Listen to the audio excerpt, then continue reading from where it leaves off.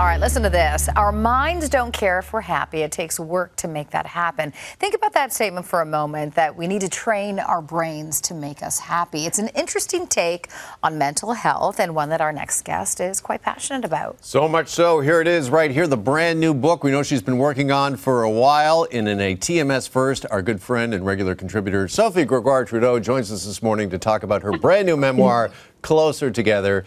Sophie, good morning and congratulations. You've talked to us about this, working on this book. Now that it's here, launch day, how are you feeling?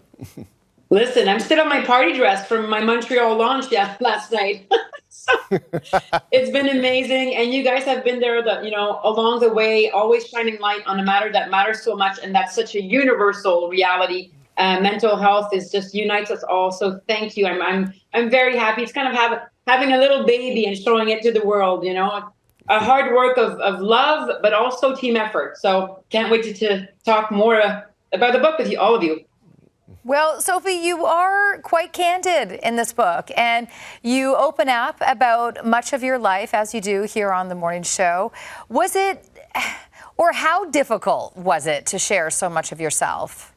Yeah, I think because 20 years ago, when I was a newcomer on the entertainment scene in radio and television in Quebec, and I shared my story about an eating disorder, I didn't really want to do that because in those days, not a lot of people were talking about eating disorders. But I knew by talking to people that so many people were suffering. And a friend of mine was, putting up a foundation, and she asked me, do you want to get involved? And I said, yes. And it gave my life a direction that really nourished me with a sense of integrity and clarity, that's how I wanted to give. And the moment that one tells their story, it leaves space for others to have that same type of vulnerability. So in the book, I mixed my story at every chapter, from childhood up into the aging 49-year-old.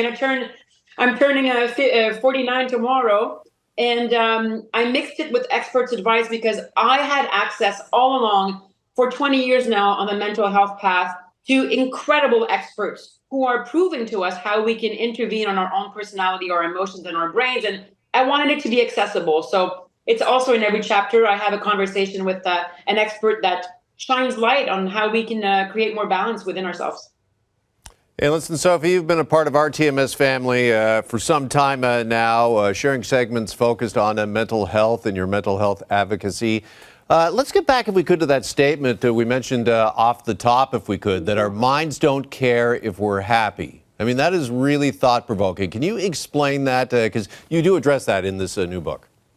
I do, and we're quoting here Laurie Santos from the Happiness Lab in the U.S. She has researched happiness for a very long time, and she also went through a very dark period herself.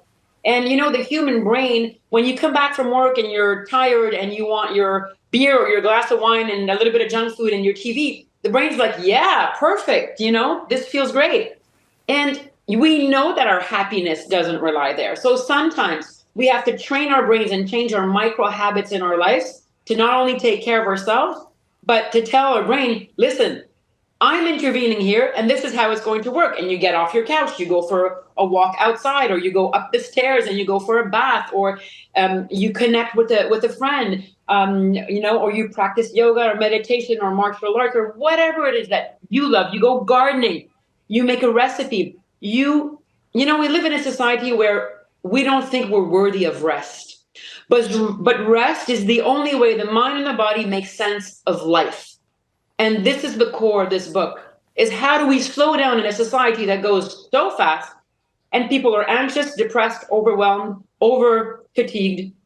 There's insomnia and sleep disturbances in almost every household I know. And we have to address this seriously. And unfortunately, it took a pandemic for us to realize how human connection and brain health is really at the base of our overall health as a society and individuals as well.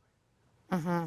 Now, Sophie, this isn't only a book with your own insights and reflections, but in a nod to the title, Closer Together, you also bring in other experts to share their thoughts.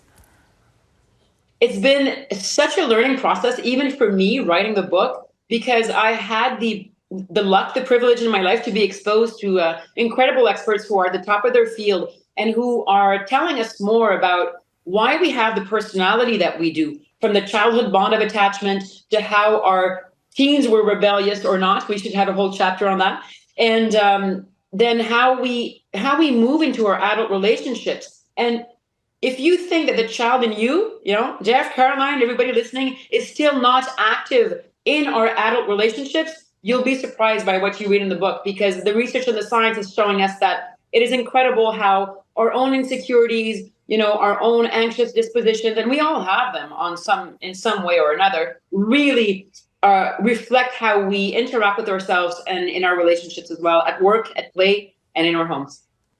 Well, Sophie, as you mentioned, tomorrow is your birthday, but you're the one giving the gift to us all right here, Closer Together. It is out in bookstores, as we mentioned today.